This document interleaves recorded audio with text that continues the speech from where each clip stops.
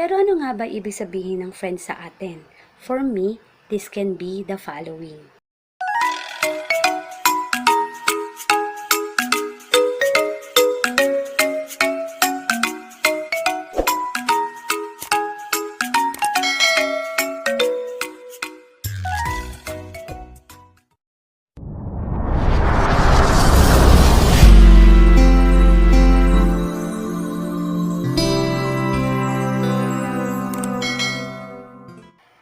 Are you lucky enough to have a best friend?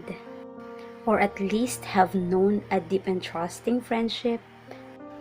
Finding a true and loving friendship, the one that makes you feel happy, safe, and secure, is so rare and special that when we do, we can't help but wish that it would last forever. Having friends like this can be the greatest pleasures in life, so it can be devastating for us to lose them. Pero ano nga ba ibig sabihin ng friend sa atin? For me, this can be the following. For letter F, find not only good thing from your friend. Hindi naman siya Diyos para hindi magkamali. So, ibig sabihin, may weakness siya at may strong point siya. R, read your friend's lips. So, pag nakita mo na nag-iba na yung itsura niya, medyo kumunot na yung noo niya, ibig sabihin, offended siya at tigilan mo na.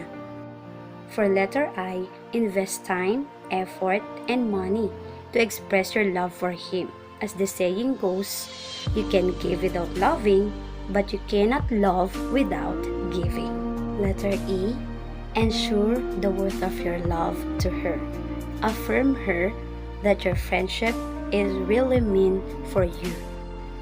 And never betray him or her. Pero see to it na tamang ipinaglalaban niya. And for the last letter, D. Do your best for him. Pero tandaan natin na ang best friend natin ay tao lang na pwede tayong iwan anytime. Greater love hath no man than this, that a man lay down his life for his friends. John 15:13. So, meron kang kaibigan na maaasahan.